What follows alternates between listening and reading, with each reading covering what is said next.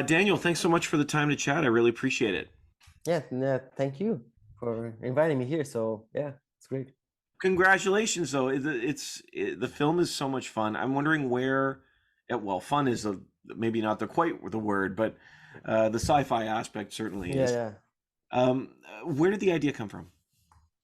yeah. The main idea came from this folklore, this local folklore in the region about this. It's called Boi de Conchas, the folklore about this bull, this ox that runs away from its owner because he wants to escape the slaughterhouse and he wants to like see the ocean. So he runs away to the beach and just disappears inside the ocean. And you say that at night, under the moon, you can see the ox like dancing the beach covered in seashells, so it's kind of like this.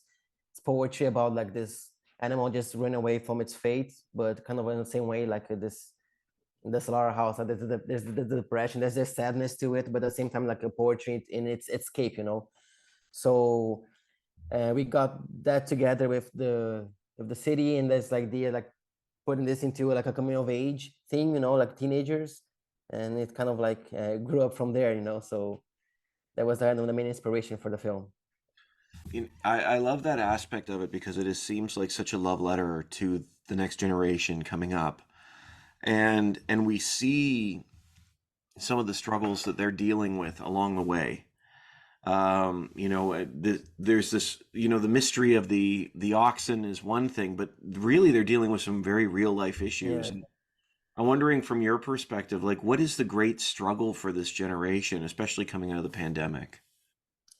yeah, it's kind of crazy because this you imagine that they spend like 3 years.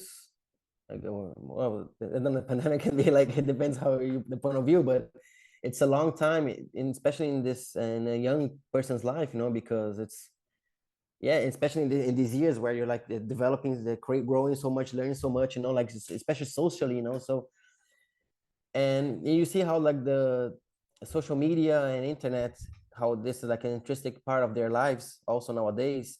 And I think that just like grew, it was potentialized in the pandemic. And like coping with like your digital life and your real life and how to work with that and how to balance everything. I think this is probably one of the biggest challenges for this new generation. And I see that a lot, especially I saw that in the cast because like I am obviously not in that generation anymore, but the cast was, and we talked a lot, doing the making the film and like the ideas and everything, and you could see like in these problems and how they have to deal with it. And I don't know any solutions, and neither do they, and no one does because it's something new. It's something that people really are starting to grow up now with like this so such an immersion, in your digital, your social network life. It's interesting because that's playing out in the film. I mean, there's this, you see, forgive me, the main Like, character's name, yeah, is Grace? Ryan or Ryan. Ryan might be easier. Ryan. Ryan, yeah. Yeah, and she's dealing with this tension of trying to connect with people, online, but then there's this incredible loneliness and distance in person and struggles to do Yeah. so. I wanted to ask you about one particular phrase though that comes up within the film because I think it's through a news report.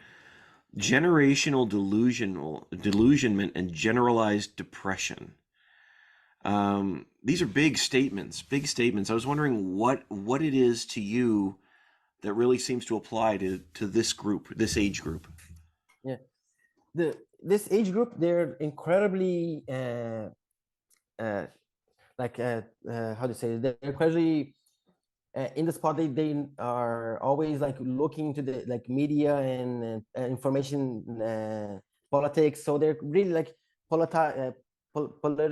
they're political. They have these ideas. They are like all these different elements, like a vegan and all the social rules that are constantly changing. They're really into all that, because it is complicated how to deal, especially like in the political world. Nowadays we don't have like right wing, left wing, and all this polarization.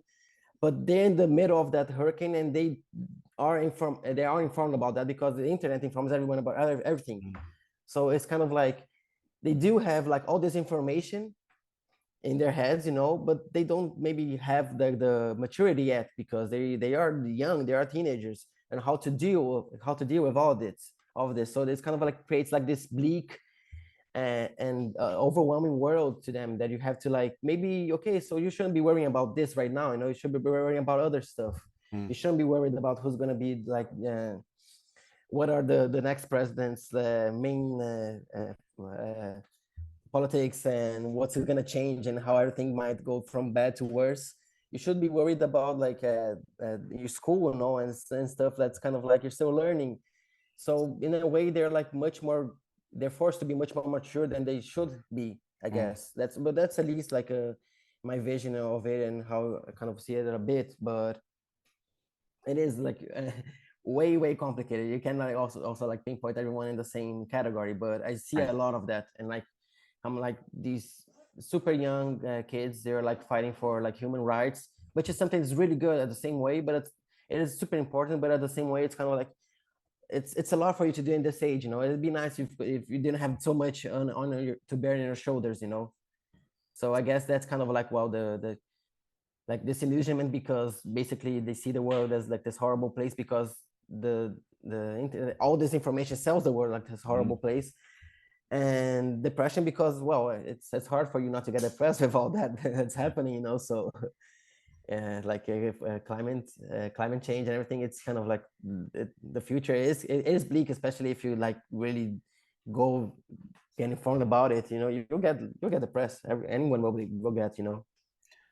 It is interesting because, as a kid, when I was a kid, we were always told you're the next generation, you're going to make change and all that stuff. But we didn't have, like, I didn't have that. I'm talking about my age. We didn't have all that stuff. But you've got information overload for these youth, and you can see the how much it weighs on them. And yet, even in this film, seems to be this theme of finding your voice. As she's trying to assemble a band throughout the film, trying to create something. And I was wondering for you what you think it means for the next generation to find their voice, or how they do it. Yeah. Yeah, that must be something super difficult to find your voice, especially like in all these like the so many voices and clusters in the digital world. So it's kind of like you're again overwhelmed by so much information, so much ways. Oh, you should be like this, you should do this, you should feel like this. So I think you have to find a way to think by yourself, what you need without necessarily depending on like you probably can find like I bet you if you Google like how to find your voice, you'll find like a bunch of websites or posts just like with ways of how to find your voice, like tutorials and stuff like that. Someone's talking about that on YouTube probably, but I don't think that would be the right way to do that. So yeah, I think for this generation, like to find your voice is okay. You have to be original, have to be different in a way, but everything is original, everything's different at the same time. So maybe if you're not different and not original, if you do anything, you'll be original. So it's kind of like, yeah. I do see like, for example, on and the same that you have like Bebe Salvego, which is the protagonist. She's like this young singer and super talented, and she does have her voice. She is super confident with her music, Yeah. with her art, and she's just this great showman. She does live music. She does like these performances, which is amazing. So in a way, she I think she did find her voice, and that'd be a good question to ask her. How did you find your voice? What were you looking for? Mm. And the same thing also for the other character, Mario, the one that she does the online jam with. He's also a musician from Minas Gerais, and he has like this unique uh, tone to his music, to how he presents himself, his like music videos. And he's like 16 years old, so they did find a way. You can find a way, but it's something that I do see. It's very complicated, and especially like in this oversaturated, overwhelming world, digital world we live in. Yeah, I mean, I can't even fathom. Honestly, I can't even fathom. Yeah. Um, Yeah, me neither. I was just wondering about speaking of the music of the film. Just wondering about the influence of it because Why that particular style, and how you landed on that particular type of music. It's awesome. It's Yeah. really awesome. No, yeah, Crisium, this is a band from the 90s that I know of for a long time already. Like I did uh, grow up listening to a bunch of their music. And I think it has kind of like this energy that talks a lot to the type of portrayal of the teenagers that we do in the movie, because it has like all this rage in it, you know, and this. So there's like the teen angst there, but you have like this all this bleak lyrics, you know. So you have like all the depression side. You have like the different like the this way to see the world, you know, this gray way of seeing the world. But at the same time, you have all this energy to the like the drums and the guitar, and also there's like this energy, something that's born in, that wants to come out, you know. So I think it kind of like represents a good state of mind of a teenager, you know, all these like mixing ideas that are kind of contradictory in a, you know, a certain way, Mm-hmm. just like jamming together and just creating all this potent energy. So yeah, that's what kind of like the inspiration to get his music. And I also really like the idea of, yeah, this girl, she lives in the small town away from big cities, like fisherman vibe to it, very small, but she can be listening to like death metal music. Yeah, it's not something like it's just for boys in big cities, and it's something that's, well, that's something that's good about the world, because being digital, everything's accessible, so you can find these bands like online in like in one click, you know, just Google their name and you'll find a bunch. You can hear the music in anywhere. So I really wanted to show this, like the gave her like this voice in the music, and especially like with such powerful and energetic music, you know. Absolutely, absolutely. Yeah. Just as we wrap up, I'm wondering what you hope people take away from the shell covered ox.